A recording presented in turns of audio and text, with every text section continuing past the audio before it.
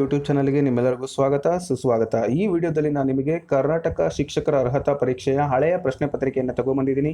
ಇದು ಪೇಪರ್ 1ಕ್ಕೆ ಸಂಬಂಧಪಡುತ್ತೆ. ಅದರಲ್ಲಿ ಕನ್ನಡ ತರಗತಿಯನ್ನು ನಾನು ನಿಮಗೆ ಇವತ್ತು ತಿಳಿಸ್ತಾ ಇದ್ದೀನಿ. ಅಲ್ಲಿ ಬಂದಿರತಕ್ಕಂಥ ಒಂದು ಪ್ಯಾಸೇಜು ಮತ್ತು ಪ್ರಶ್ನೋತ್ತರಗಳನ್ನು ಮತ್ತು ಪದ್ಯ ಭಾಗವನ್ನು ನಾವು ಡಿಸ್ಕಷನ್ ಮಾಡೋಣ. ಇದು ಮುಂದೆ ಬರುವಂಥ ನಿಮ್ಮ TET ಎಕ್ಸಾಮ್ಗೆ, ಕರ್ನಾಟಕ ಶಿಕ್ಷಕರ ಅರ್ಹತಾ ಪರೀಕ್ಷೆಗೆ ಸಾಕಷ್ಟು ನಿಮಗೆ ಒಂದು ಮಾರ್ಗದರ್ಶನವನ್ನು ಕೊಡೋದ್ರ ಜೊತೆಗೆ ಒಂದು ಕಾನ್ಫಿಡೆಂಟನ್ನು ಹುಟ್ಟುಹಾಕುತ್ತೆ.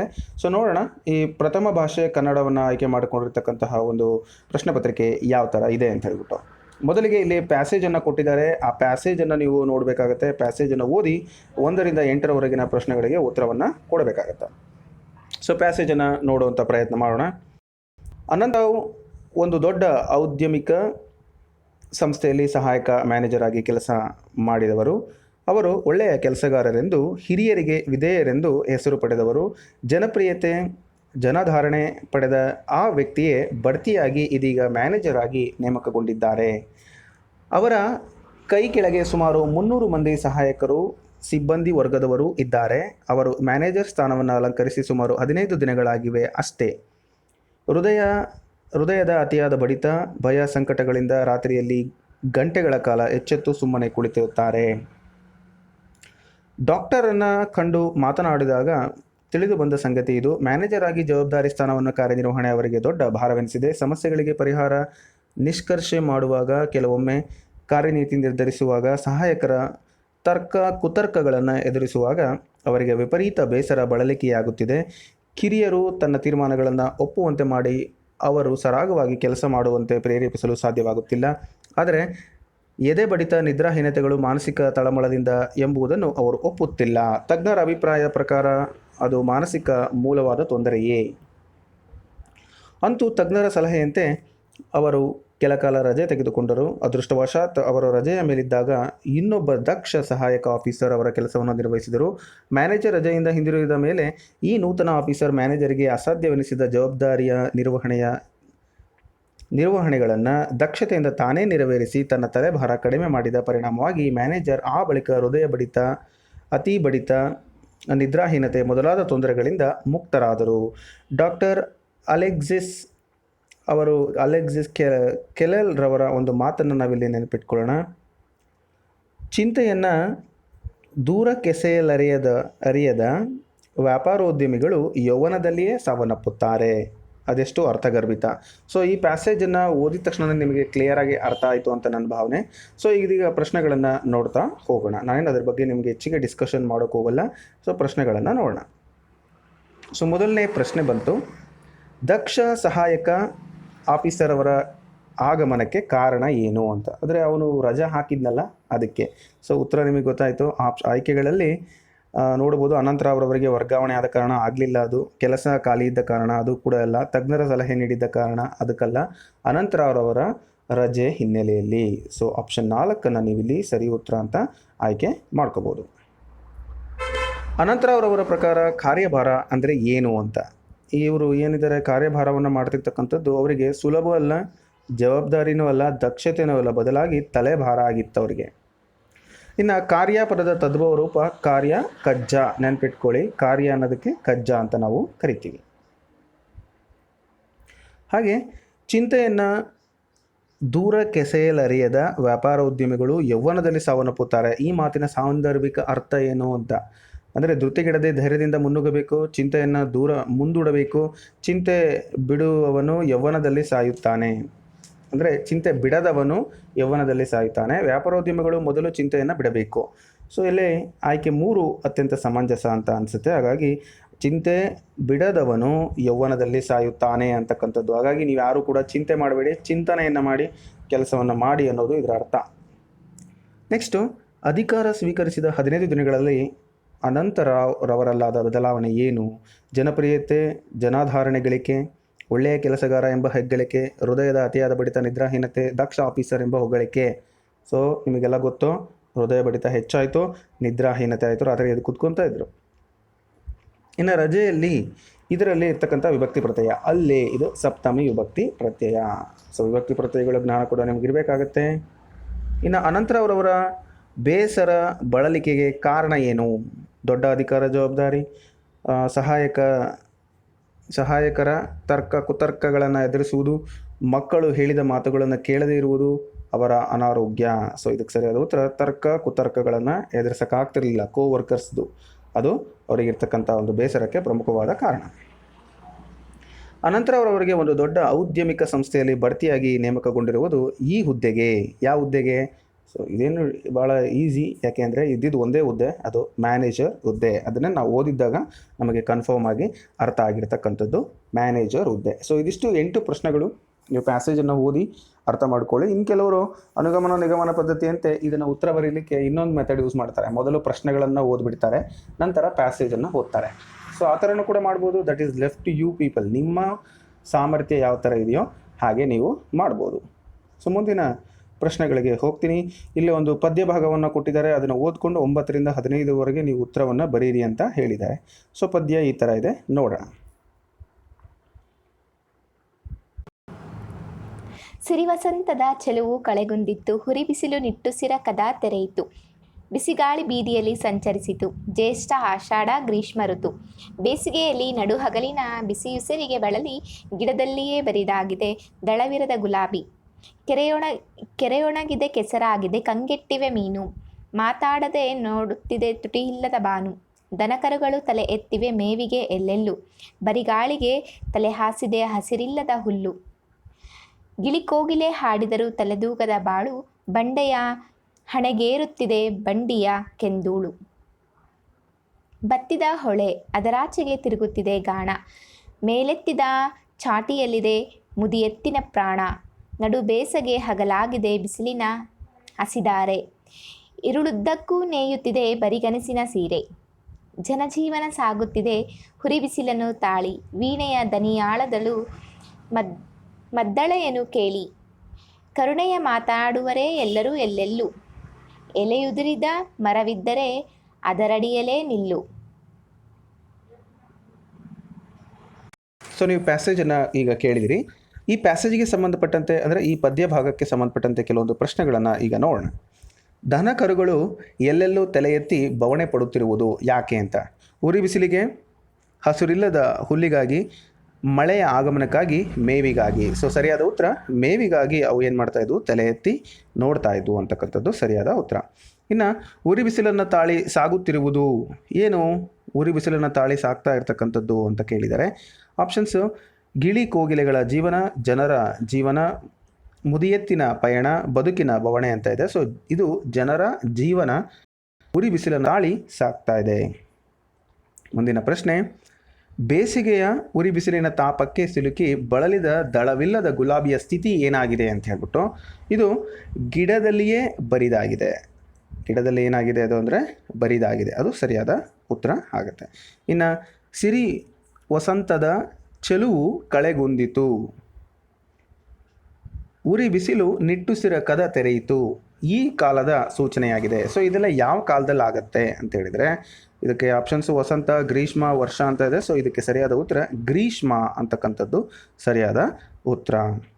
ಇನ್ನು ಬಂಡಿಯ ಕೆಂದೂಳು ಬಡಿಯುತ್ತಿರುವುದು ಎಲ್ಲಿಗೆ ಅಂತ. ಬಂಡೆಯ ಹಣೆಗೆ, ಗಿಡದ ಮರಗಳಿಗೆ, ದನ ಕರುಗಳಿಗೆ, ಪ್ರಾಣಿ ಪಕ್ಷಿಗಳಿಗೆ.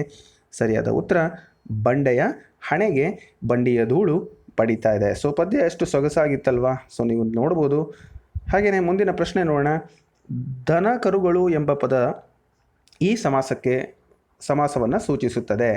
ದನಗಳು ಪ್ಲಸ್ ಕರುಗಳು ನೋಡಿ, ಎರಡೂ ಕೂಡ ಇಂಪಾರ್ಟೆಂಟ್. ಎರಡು ನಾಮಪದಗಳು, ಎರಡೂ ಕೂಡ ಪ್ರಧಾನ ಅರ್ಥ ಮುಖ್ಯವಾಗಿ ಬಂದರೆ ನಾವೇನಂತ ಕರಿತೀವಿ? ಸೊ ನಿಮಗೆಲ್ಲ ಗೊತ್ತು, ಕನ್ಫ್ಯೂಷನ್ ಬೇಡ, ದ್ವಂದ್ವ ಸಮಾಸ. ಹಾಗೆ ಕ್ರಿಯಾ ಸಮಾಸ ಅಂದ್ರೇನು, ಅಂಶಿ ಸಮಾಸ ಅಂದರೆ ತತ್ಪುರುಷ ಸಮಾಸ ಅಂದರೆ ನಿಮಗೆ ನಾನು ಕಳೆದ ತರಗತಿಯಲ್ಲಿ ಸಮಾಸದ ಬಗ್ಗೆನೇ ಒಂದು ತರಗತಿಯನ್ನು ಮಾಡಿದ್ದೀನಿ. ಸೊ ನೀವು ಅಲ್ಲಿ ಇನ್ನೊಮ್ಮೆ ನೋಡಿ. ಈ ಪದ್ಯಭಾಗದಲ್ಲಿ ಕವಿಯು ಬಳಸಿರುವಂಥ ಪ್ರಾಸ ಯಾವುದು ಅಂತ. ಆದಿಪ್ರಾಸ, ಚೇಕಾನುಪ್ರಾಸ ಮತ್ತು ಅನುಪ್ರಾಸ, ಅಂತ್ಯಪ್ರಾಸ. ಸರಿಯಾದ ಉತ್ತರ ಅಂತ್ಯಪ್ರಾಸ. ಸೊ ಹೇಗೆ ಅಂತ್ಯಪ್ರಾಸ? ಅಂತ್ಯಪ್ರಾಸ ಅಂದರೆ ಏನು? ಸೊ ಅದ್ರ ಬಗ್ಗೆ ನಿಮಗೆ ಐಡಿಯಾ ಇರಬೇಕಾಗತ್ತೆ. ಸೊ ಈ ಪದ್ಯವನ್ನು ನೀವು ಗಮನಿಸಿ. ಇಲ್ಲಿ ಕಳೆಗುಂದಿತು, ತೆರೆಯಿತು, ಹೌದಲ್ಲ. ಸಂಚರಿಸಿತು ಋತು. ಹಾಗೆ ಬಳಲಿ ಅಂತ ಇದೆ, ಗುಲಾಬಿ, ಮೀನು, ಬಾನು. ಸೊ ಈ ಥರದ ಒಂದು ಪದಗಳು. ಅಂತ್ಯ, ಎಲ್ಲೆಲ್ಲೂ, ಹುಲ್ಲು, ಬಾಳು, ಕೆಂದೂಳು. ನೋಡಿ, ಇವೆಲ್ಲ ಪದಗಳ ಮಧ್ಯದಲ್ಲಿ ಬಂದರೆ ಮಧ್ಯಪ್ರಾಸ, ಪದಗಳ ಬಂದರೆ ವಾಕ್ಯದ ಕೊನೆಯಲ್ಲಿ ಬಂದರೆ ಅಂತ್ಯಪ್ರಾಸ, ಮೊದಲಿಗೆ ಬಂದರೆ ಇದನ್ನು ಆದಿಪ್ರಾಸ ಅಂತ ಕರಿತೀವಿ. ಸೊ ಇದೆಲ್ಲ ನಿಮಗೆ ಗೊತ್ತಿದೆ ಅಂತ ಹೇಳ್ತಾ ಮುಂದಿನ ಪ್ರಶ್ನೆಗೆ ಹೋಗೋಣ. ಮುಂದಿನ ಪ್ರಶ್ನೆ ಈ ಥರ ಇದೆ: ಭಾಷಾ ಪ್ರಾವೀಣ್ಯತೆ ಅಂದರೆ ಏನು ಅಂತ.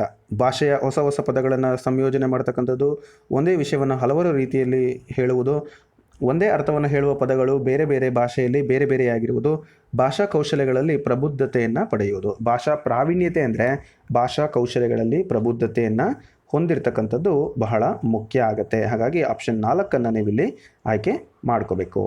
ಇನ್ನು ಭಾಷಾ ಬೋಧನೆಯಲ್ಲಿ ಪದಮಾಲಾ ಪದ್ಧತಿ ಅಂದರೆ ಏನು? ಪದಮಾಲಾ ಪದ್ಧತಿ ಅಂತಂದರೆ ಪ್ರತಿ ವರ್ಣಗಳ ಸೂಕ್ತವಾದ ಬಳಕೆ ಮತ್ತು ಪ್ರಯೋಗಿಸುವಂತಹ ವಿಧಾನವನ್ನು ನಾವು ಪದಮಾಲಾ ಬಳಕೆ ಪದ್ಧತಿ ಅಂಥೇಳಿ ಕರಿತೀವಿ.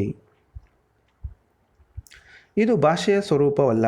ಯಾವುದು ಭಾಷೆಯ ಸ್ವರೂಪ ಅಲ್ಲ? ಧ್ವನಿ ಸಂಕೇತಗಳ ಅರ್ಥಬದ್ಧ ವ್ಯವಸ್ಥೆ, ಅನುವಂಶೀಯವಾದುದು, ಅನುಕರಣಯುಕ್ತವಾದುದು, ನಿತ್ಯ ಪರಿವರ್ತನಶೀಲವಾದುದು. ಸೊ ನಿಮಗೆ ಇಲ್ಲಿ ಕನ್ಫ್ಯೂಷನ್ ಆಗೋದು ಬೇಡ. ಅಂದರೆ ನೋಡಿ, ಯಾವುದು ಸ್ವರೂಪ ಅಲ್ಲ. ಇದು ಸ್ವರೂಪ ಹೌದು, ಅರ್ಥಗರ್ಭಿತವಾದದ್ದು, ನಿತ್ಯ ಪರಿವರ್ತನಶೀಲವಾದದ್ದು, ಖಂಡಿತ ಸತ್ಯ. ಇದು ಅನುಕರಣೆ ಕೂಡ ಮಾಡ್ಬೋದು. ಆದರೆ ಅನುವಂಶೀಯವಾದದ್ದು ಅಂತಕ್ಕಂಥದ್ದು ಭಾಷೆಯ ಸ್ವರೂಪ ಅಲ್ಲ. ಅನುವಂಶೀಯತೆಯಿಂದ ಬರುತ್ತೆ ಅಂತಕ್ಕಂಥದ್ದು ಎಲ್ಲೂ ಇಲ್ಲ. ಇದು ಪರಿಸರದಿಂದ ಬರತಕ್ಕಂಥದ್ದು. ಅದಕ್ಕಾಗಿ ಒಳ್ಳೆಯ ಪರಿಸರವನ್ನು, ಒಳ್ಳೆಯ ಭಾಷಾ ಚಟುವಟಿಕೆಗಳನ್ನು ಭಾಷಾ ಶಿಕ್ಷಕರಾದ ನಾವು ಕೊಡಬೇಕಾಗಿರ್ತಕ್ಕಂಥದ್ದು ಪ್ರಮುಖ ಉದ್ದೇಶ. ನೆಕ್ಸ್ಟು, ಭಾಷಾ ಕಲಿಕೆ ಮತ್ತು ಬೋಧನೆಯ ಮನೋವೈಜ್ಞಾನಿಕ ನಿಯಮಗಳ ಸರಿಯಾದ ಕ್ರಮ ಯಾವುದು ಅಂತ.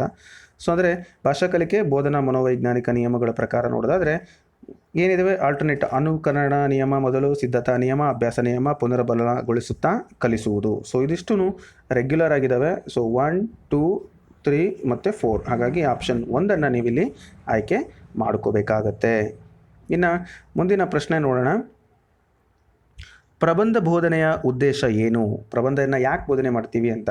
ವಿಷಯದ ಗ್ರಹಿಕೆಗಾಗಿ, ಉತ್ತಮ ಮಾತುಗಾರಿಕೆಯನ್ನು ಬೆಳೆಸಲಿಕ್ಕೆ. ಉತ್ತಮ ಪ್ರಬಂಧ ಬರೀತಕ್ಕಂಥದ್ದರಿಂದ ಮಾತುಗಾರಿಕೆ ಬರಂಗಿಲ್ಲ. ಅಲ್ಲಿ ಸ್ವ ಅಭಿವ್ಯಕ್ತಿಯನ್ನು ಪೋಷಿಸಿ ಬೆಳೆಸುವುದು, ಸ್ಪರ್ಧೆಗೆ ತಯಾರಿಗೊಳಿಸುವುದು. ಬಹಳ ಇಂಪಾರ್ಟೆಂಟ್ ಏನಪ್ಪ ಅಂದರೆ ಅಲ್ಲಿ ಸ್ವ ಅಭಿವ್ಯಕ್ತಿಯನ್ನು ಪೋಷಿಸಿ ಬೆಳೆಸ್ತಕ್ಕಂಥದ್ದು ಪ್ರಬಂಧದ ಪ್ರಮುಖ ಉದ್ದೇಶ, ಪ್ರಬಂಧ ಬೋಧನೆಯ ಉದ್ದೇಶ. ನೆಕ್ಸ್ಟು, ಭಾಷೆಯ ರಚನೆಯ ನಿಯಮ ಮತ್ತು ಪ್ರಯೋಗವನ್ನು ಕುರಿತು ಅಧ್ಯಯನ ಮಾಡುವುದು ಭಾಷಾ ಶಾಸ್ತ್ರ.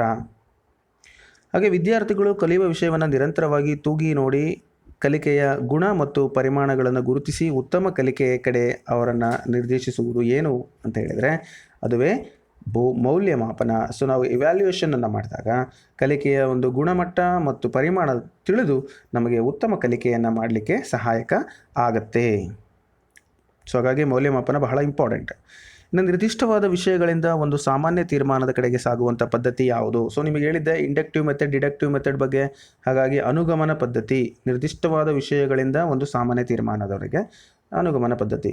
ಈ ಊರಲ್ಲಿ ಕಾಗೆ ಯಾವ ಕಲರ್ ಇದೆ, ಇನ್ನೊಂದು ಮೈಸೂರಲ್ಲಿ ಯಾವ ಥರ ಇದೆ, ಬೆಂಗಳೂರಲ್ಲಿ ಯಾವ ಥರ ಇದೆ, ಕಲ್ಕತ್ತಾದಲ್ಲಿ ಯಾವ ಥರ ಇದೆ. ಸೊ ಎಲ್ಲ ಕಾಗೆಗಳು ಬಣ್ಣ ಕಪ್ಪು ಅಂತ ನಾವು ಹೇಳುವಂಥದ್ದು. ಹಾಗಾಗಿ ನಿರ್ದಿಷ್ಟವಾದ ವಿಷಯಗಳಿಂದ ಒಂದು ತೀರ್ಮಾನವನ್ನು ಬರ್ತಕ್ಕಂಥದ್ದು. ನೆಕ್ಸ್ಟು, ರೂಪಾಂತರ ಅಂದರೆ ಏನು? ಒಂದು ಭಾಷೆಯಲ್ಲಿರುವ ಮೂಲಾಕೃತಿಗಳನ್ನು ಉದ್ದಿಷ್ಟ ಭಾಷಾಕೃತಿಯನ್ನಾಗಿ ಅನುವಾದ ಮಾಡುವುದಕ್ಕೆ ನಾವು ರೂಪಾಂತರ ಅಂತೇಳಿ ಕರಿತೀವಿ. ಇನ್ನು ಭಾಷಾ ಬೋಧನಾ ಪದ್ಧತಿ ಅಂದರೆ ಏನು? ಕಲಿಕೆಯನ್ನು ಸುಲಭ ಮತ್ತು ಪರಿಣಾಮಕಾರಿಯಾಗಿ ಮಾಡಲು ಶಿಕ್ಷಕ ಅನುಸರಿಸುವಂಥ ಒಂದು ಮಾರ್ಗ ಏನಿದೆ ಅದನ್ನು ನಾವು ಬೋಧನಾ ಪದ್ಧತಿ ಅಂತ ಕರಿತೀವಿ. ಮುಂದಿನ ಪ್ರಶ್ನೆ, ವ್ಯಕ್ತಿಯೊಬ್ಬನು ತನ್ನ ಕಾರ್ಯಕ್ಷೇತ್ರದಲ್ಲಿ ಎದುರಾಗುವ ಸಮಸ್ಯೆಗಳಿಗೆ ತಾನೇ ತಕ್ಷಣ ಪರಿಹಾರವನ್ನು ಕಂಡುಕೊಂಡು ಕಾರ್ಯವನ್ನು ಪರಿಣಾಮಕಾರಿಯಾಗಿ ನಿರ್ವಹಿಸಲು ಕೈಗೊಳ್ಳುವಂಥ ವೈಜ್ಞಾನಿಕ ಮಾರ್ಗ ಯಾವುದು? ಅಂದರೆ ತಾನೇ ಅಂತ ಇಲ್ಲಿ ಬಂದಿರೋದ್ರಿಂದ ನೀವು ಹುಡುಕೋದೇ ಬೇಕಾಗಿಲ್ಲ. ಸ್ವಯಂ ಮೌಲ್ಯಮಾಪನ. ಆಪ್ಷನ್ ಎ ಇದಕ್ಕೆ ಸರಿಯಾದ ಉತ್ತರ ಆಗತ್ತೆ. ಹಾಗೆ ಮಕ್ಕಳ ಕಲಿಕೆಯಲ್ಲಿ ಕಂಡುಬರುವ ಕೊರತೆಗಳನ್ನು ನಿವಾರಿಸಲು ಶಿಕ್ಷಕ ಕೈಗೊಳ್ಳುವ ವಿಧಾನ ಯಾವುದು? ಅಂದರೆ ಶಿಕ್ಷಕ ಮಕ್ಕಳ ಕಲಿಕೆಯಲ್ಲಿ ಬರುವ ಕೊರತೆಯನ್ನು ನಿವಾರಣೆ ಮಾಡಲಿಕ್ಕೆ ಏನು ಮಾಡ್ತಾನೆ ಅಂತೇಳಿ ತರಗತಿಯಲ್ಲಿ ಪರಿಣಾಮಕಾರಿಯಾಗಿ ಬೋಧಿಸುವುದು, ಪರಿಹಾರ ಬೋಧನೆಯನ್ನು ಮಾಡುವುದು, ವಿದ್ಯಾರ್ಥಿಗಳಿಂದ ಹೆಚ್ಚು ಅಭ್ಯಾಸವನ್ನು ಮಾಡಿಸುವುದು, ಬೋಧನೆ ಮತ್ತು ಕಲಿಕಾ ಪ್ರಕ್ರಿಯೆಯಲ್ಲಿ ಪಾಠೋಪಕರಣಗಳನ್ನು ಬಳಸುವುದು. ಸೊ ಇಲ್ಲಿ ಪರಿಣಾಮಕಾರಿ ಕರೆಕ್ಟು, ಇದು ಕೂಡ ಕರೆಕ್ಟು, ಇದು ಕೂಡ ಕರೆಕ್ಟು. ಆದರೆ ಎಲ್ಲದಕ್ಕಿಂತ ಬೆಸ್ಟ್ ಇದು. ಸೊ TLMನ ಯೂಸ್ ಮಾಡಿ ಪಾಠ ಮಾಡ್ತಕ್ಕಂಥದ್ದು ಅತ್ಯಂತ ಸೂಕ್ತವಾದ ವಿಧಾನ ಆಗತ್ತೆ. ನೆಕ್ಸ್ಟು, ಕಂದ ಪದ್ಯದ ಮೊದಲಾರ್ಧದಲ್ಲಿ ಬರುವಂಥ ಮಾತ್ರೆಗಳ ಸಂಖ್ಯೆ ಎಷ್ಟು ಅಂತಂದರೆ ಕಂದ ಪದ್ಯದಲ್ಲಿ ಬರುವಂತಹ ಮೊದಲಾರ್ಧದಲ್ಲಿ ಇರುವಂಥ ಮಾತ್ರೆಗಳ ಸಂಖ್ಯೆ 32. ಸರಿಯಾದ ಉತ್ತರ ಆಪ್ಷನ್ 2 32. ಇನ್ನು 10 ಬಾರಿ ಓದುವ ಬದಲು 1 ಬಾರಿ ಬರೆಯುವುದು ಲೇಸು ಎಂದು ಹೇಳುವುದು ಸರ್ವೇ ಸಾಮಾನ್ಯ. ಆದರೆ ಇದರಿಂದ ಬೆಳವಣಿಗೆ ಆಗುವುದು ಏನು ಅಂತಕ್ಕಂಥದ್ದು. ಏನಾಗುತ್ತೆ ಇದರಿಂದ?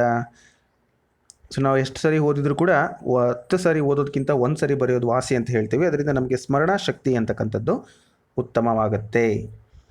ಇನ್ನು ಕೊನೆಯ ಪ್ರಶ್ನೆ, ಈ ಕನ್ನಡ ವಿಭಾಗದಲ್ಲಿ ಪ್ರಥಮ ಭಾಷೆ ಕನ್ನಡಕ್ಕೆ ಸಂಬಂಧಪಟ್ಟಂತೆ ಪತ್ರಿಕೆ 1ರ ಕರ್ನಾಟಕ ಶಿಕ್ಷಕರ ಅರ್ಹತಾ ಪರೀಕ್ಷೆಯ ಒಂದು ಕೊನೆಯ ಪ್ರಶ್ನೆ ಇದು. ಪದ್ಯವನ್ನು ರಾಗವಾಗಿ ಭಾವಪೂರ್ಣವಾಗಿ ಹಾಡುವ ಕ್ರಮವನ್ನು ಅಭ್ಯಾಸ ಮಾಡಿಸುವುದರಿಂದ ವಿದ್ಯಾರ್ಥಿಗಳಲ್ಲಿ ಈ ಸಾಮರ್ಥ್ಯ ಗಟ್ಟಿಯಾಗುತ್ತೆ. ಏನಾಗುತ್ತಪ್ಪ ಅಂತ ಹೇಳಿದ್ರೆ, ರಸಾಸ್ವಾದನೆ ಮತ್ತು ಸೌಂದರ್ಯ ಪ್ರಜ್ಞೆ ಹೆಚ್ಚಾಗುತ್ತೆ. ಸೊ ಬಹಳ ಇಂಪಾರ್ಟೆಂಟ್. ಸೊ ಈ ಪ್ರಜ್ಞೆಯನ್ನು ಬೆಳೆಸಲಿಕ್ಕೋಸ್ಕರನೇ ಶಿಕ್ಷಕರು ಪಾಠವನ್ನು ಮತ್ತು ಪದ್ಯಗಳನ್ನು ವ್ಯತ್ಯಾಸವಾಗಿ ಹೇಳ್ಕೊಡ್ಬೇಕು. ಅತ್ಯಂತ ರಾಗವಾಗಿ ಗಾಯನ ಮಾಡೋದ್ರಿಂದ ಆ ಮಕ್ಕಳಲ್ಲಿ ರಸಾಸ್ವಾದನೆ ಮತ್ತು ಸೌಂದರ್ಯ ಪ್ರಜ್ಞೆ ಅಂತಕ್ಕಂಥದ್ದು ಹೆಚ್ಚಾಗುತ್ತೆ. ಸೊ ಇದು ಭಾಷಾ ಶಿಕ್ಷಕರಿಗೆ ಎಲ್ಲರಿಗೂ ಕೂಡ ಗೊತ್ತಿದೆ ಅಂತ ಭಾವಿಸ್ತಾ ಈ ವಿಡಿಯೋ ಕ್ಲಾಸಿನ ಬಗ್ಗೆ ನಿಮ್ಮ ಅನಿಸಿಕೆ ಅಭಿಪ್ರಾಯಗಳನ್ನು ಕಮೆಂಟ್ ಮಾಡಿ. ಹಾಗೆ ಕರ್ನಾಟಕ ಸರ್ಕಾರ ಶಿಕ್ಷಣ ಇಲಾಖೆಯಿಂದ ಮಾನ್ಯ ಸುರೇಶ್ ಕುಮಾರ್ ಅವರ ಒಂದು ಅಭಿಲಾಷೆ ಅಂತ ಯೂಟ್ಯೂಬ್ ಚಾನಲ್ ಮಕ್ಕಳ ವಾಣಿ ಅಂತ ಇದೆ. ತುಂಬ ಚೆನ್ನಾಗಿತ್ತು. ಇವತ್ತು 2ನೇ ದಿನದ ಪ್ರೋಗ್ರಾಮ್ ಬಂದಿತ್ತು. ಸೊ ನೋಡಿದೆ ನಾನು ಕೂಡ, ನೀವು ಕೂಡ ನೋಡಿ ಆ ಚಾನಲ್ಗೆ ಸಬ್ಸ್ಕ್ರೈಬ್ ಆಗಿ ಉತ್ತಮವಾದಂಥ ಅಂಶಗಳನ್ನು ನಿಮ್ಮ ಮನೆಯಲ್ಲಿರ್ತಕ್ಕಂಥ ಮಕ್ಕಳಿಗೂ ಹಾಗೂ ನಿಮಗೂ ಬೇಕಾಗಿರುವಂಥ ಜ್ಞಾನ ನಿಮಗೆ ಸಿಗುತ್ತೆ ಅಂತ ಹೇಳ್ತಾ ಈ ವಿಡಿಯೋವನ್ನು ಇಲ್ಲಿಗೆ ಮುಗಿಸ್ತಾ ಇದ್ದೀನಿ. ಧನ್ಯವಾದಗಳು.